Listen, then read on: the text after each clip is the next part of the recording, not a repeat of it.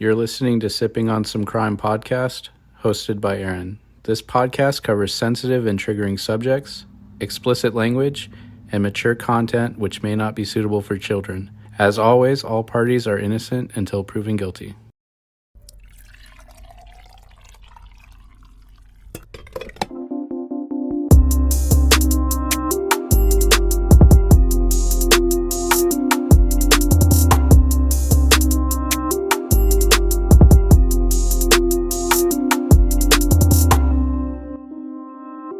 Today, I will be covering the case of Crystal Arensdorf.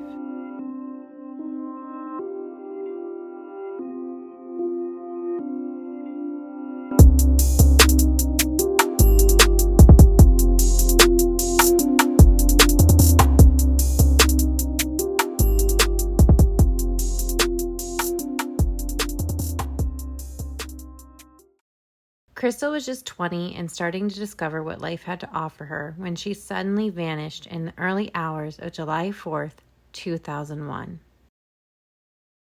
What happened that night? How did she just disappear without anyone seeing something? Anything? 20 years later, her family is still asking these questions and desperate to understand what happened that night to Crystal.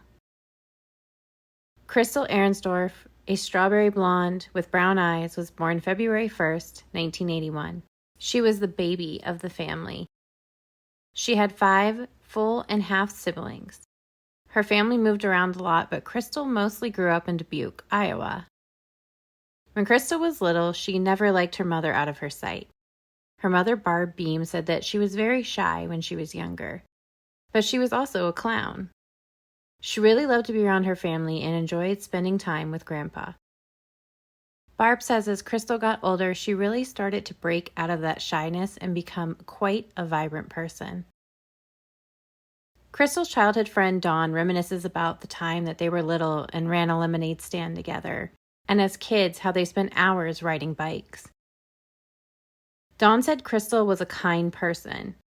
Dawn said, quote, "Even if you did something that could be upsetting, she never really said bad things about people. She just generally was a kind person. She loved kids, genuinely just sweet, beautiful. Her smile was infectious, and we would just lay there and laugh for hours." Unquote. Dawn and Crystal were inseparable as kids. They really did everything together. Crystal babysat for Nicole Torble, who lived close to Crystal's family in Dubuque. Their families became quite close and even vacationed together. Nicole said that she wanted to be just like Crystal. Nicole said, quote, "I just wanted to be a nice person like she was, and just fun and outgoing. And I wanted her to be proud of me, to know that I took her advice always that she gave me." Unquote. Crystal's sister, Shawn Rund, describes her as a kind-hearted person. Quote, "She's kind of quiet when you first meet her, but once you get to know her, she's actually just really down to earth, a genuinely nice person. She was always concerned about other people's feelings and always tried to go out of her way to help people out." Unquote. Crystal's sister Jennifer said that Crystal was just fun. She loved going out to eat, to the movies, comedy shows, really anything to do with having fun. She enjoyed laying out in the sun when she could and being around her friends and her family as much as possible. Jennifer was recovering from a battle with addiction when Crystal disappeared, and Jennifer said Crystal was helping her through it. In fact, it was the closest the two had ever been. Crystal's brother Michael said that when Crystal disappeared, they were just starting to reconnect. He said that Crystal was beautiful inside and out, and he wants her remembered as more than just someone who went missing. He said she was just getting started with her life when she vanished. So how does this vibrant, beautiful girl just vanish? Let's dive in. July 3rd, 2001, Crystal and her sister decided to go watch fireworks at a friend's house.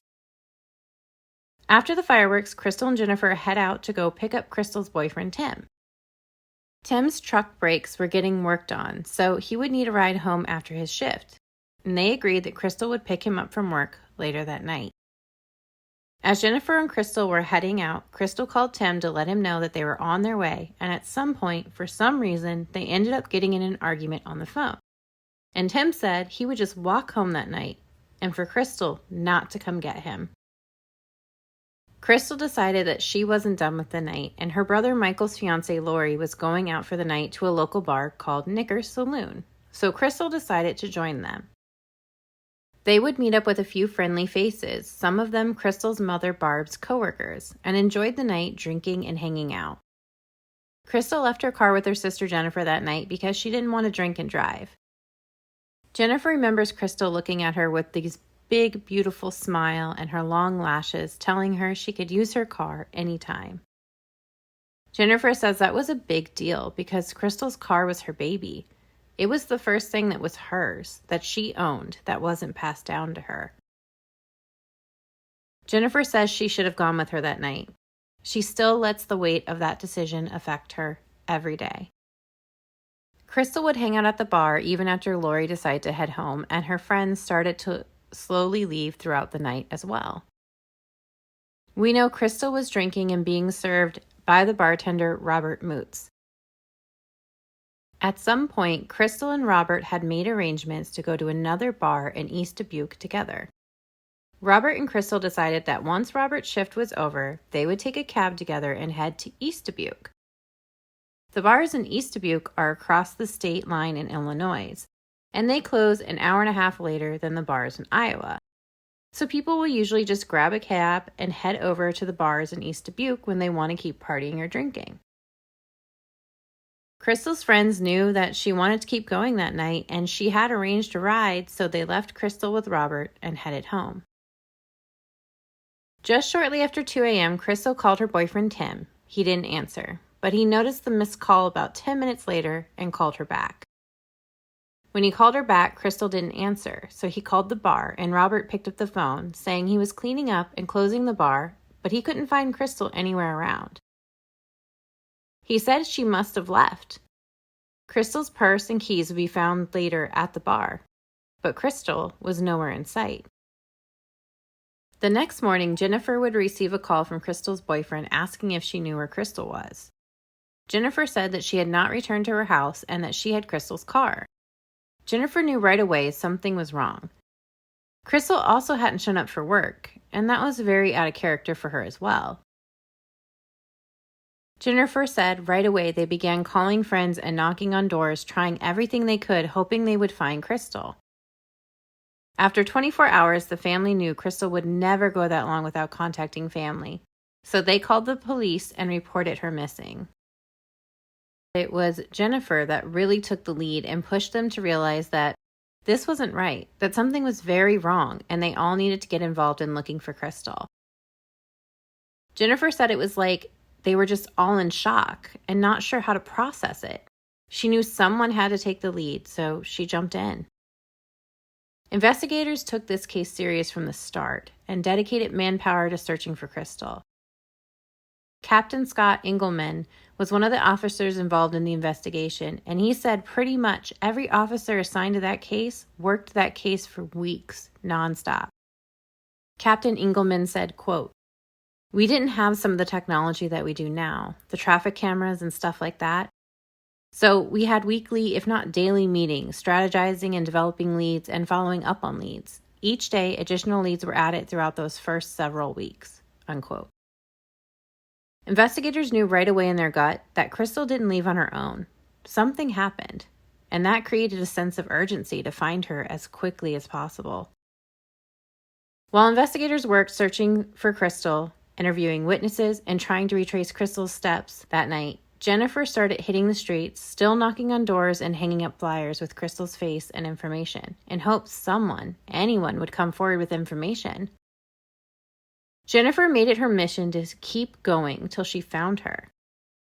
Jennifer went door to door speaking with locals, and some remember seeing Crystal that night at Knicker's, but they never remember her leaving the bar. No one ever saw her leaving that bar. That was every story from that night. Everyone saw her, but nobody saw her leave. That's their dead end right there. Investigators were running into the same thing over and over. The only constant in every interview that never changed throughout the years is that no one saw Crystal leave the bar that night. But Kevin Klein used to keep, and probably still has, a photo of her. He used to have one on his desk. He's retired now. No, he's a really nice detective. He lived this case. Lived it. And I worked very, very closely with him in the beginning. And then as the years went by, the first 2 weeks I don't think I left his office. Unless I was knocking on somebody's door. Yeah. Because I literally went to, do you know who was here? And then I found out where they live and went to their house. And said, did you remember seeing this girl last night? Well, yeah, I remember seeing her, but I don't remember her leaving. Sure. You know? Yeah. That's how it ended with every story. Every story. Nobody saw her leave. Every single one. Investigators looked into every tip, every lead, which there were many of. Rumors of drugs and bad drug deals began to swirl around the case, and that was something investigators did have to look into and chase down. Jennifer said she didn't think her sister would be in that world or allow herself to fall into that world after Crystal watched her own sister lose everything to drugs. Crystal watched Jennifer struggle with addiction and what it took for her to get clean. Jennifer said it's not impossible, but she just can't see that having anything to do with her disappearance. Okay, and obviously, since the whole thing, a lot of rumors got started, and there was that whole meth thing and all that, Mm-hmm. What are your thoughts on that? I mean, would you think she would have ever done anything like that? At one time I would have said absolutely not, because that's what my hard time was. I'm a recovering drug addict, and that's what she was helping me through. I had just quit like 8 months before that. Mm-hmm. And she was so against it in so many ways that I find it really hard that she would have tried it, just because she knew the struggles right. that I was going through at the time. So obviously it's not something that she would have done, like, just right. knowing your sister right. well enough to know. Right, she watched my whole life go down the tubes, so I really don't think she would have wanted that for herself, so to try it, mm-hmm. I don't see it. Okay. 12 days after Crystal's disappearance, a witness would call investigators saying they spotted a body floating in Leisure Lake in Jackson County. The sighting turned out to be a false alarm, and there was no evidence found at the scene. Investigators looked closer into Crystal's boyfriend, Tim.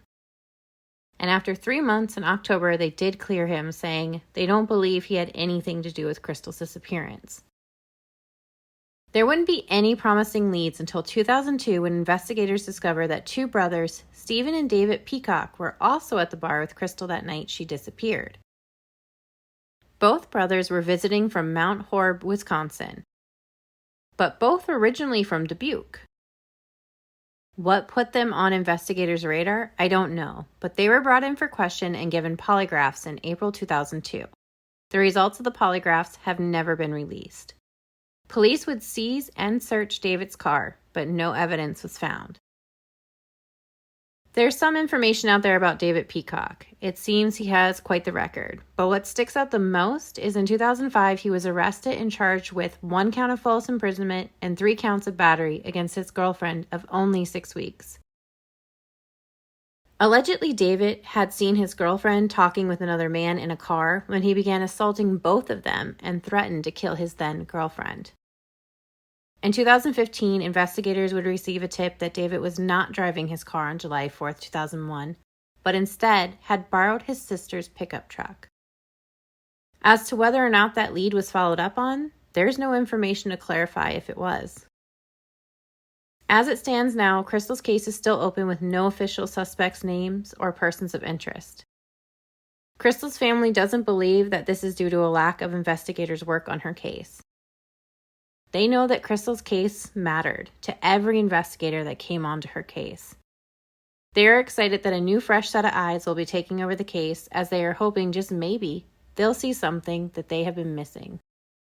Crystal's family and investigators know solving this case comes down to those that were there that night or know what happened that night to come forward. Her siblings still wonder who she would be today. Jennifer says they've all changed so much over the years and wonder if Crystal was still with them, what she would be like today. Michael talks about how much Crystal loved children, and he looks at his own kids all grown up with their own kids and says that she would have been happy to have all these little kids in her life and to watch them grow. Crystal's sister Melissa started a scrapbook when Crystal went missing, detailing every part of the search for her.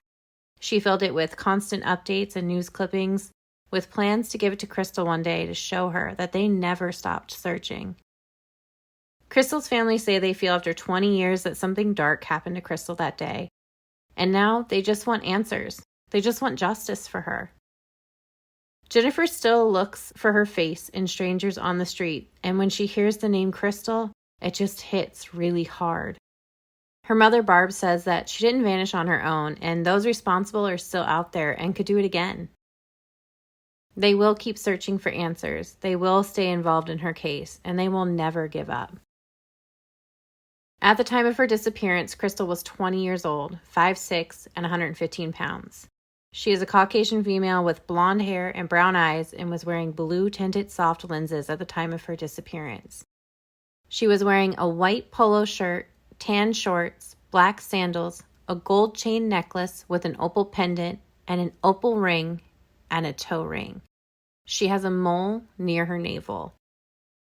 If you have any information about Crystal Arensdorf's disappearance, please contact investigator Dave Randall at 563-589-4429, investigator Nick Schlosser at 563-587-3813, or Lieutenant Scott Baxter at 563-589-4410. Investigators are not giving up on this case.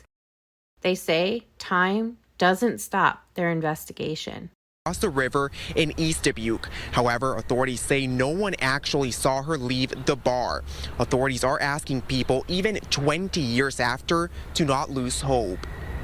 Time doesn't stop an investigation, right? So just because there is a time gap there doesn't mean that it's not going to be solved. It may make some more hurdles for us to get through, but this is still a solvable case. We believe that. And Lieutenant McClymon says they've brought in other agencies to help out in this case, and that includes the Iowa Division of Criminal Investigation. Lieutenant McClymon says no tip is too small, and he encourages anyone who has any sort of information to call 563-690-6400. Live in Dubuque, Fernando Garcia, Francis Cheney, KCRG TV9 News. 20 years is way too long to wait for justice. There were people in that bar with Crystal that could have answers as to what happened to Crystal that night. If you know something, it's time to come forward.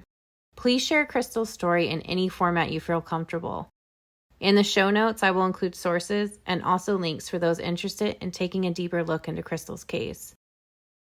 There are pages and pages you can find on Crystal's case, and the rumors that surround her case I didn't include because I believe they can distract from fact. And fact is what will bring Crystal home. If you would like to take a deeper dive into those theories and those rumors, you will easily find those links in your search. Thank you for listening to another mini episode today. I'm working on getting these cases with limited information out there because they deserve to be told.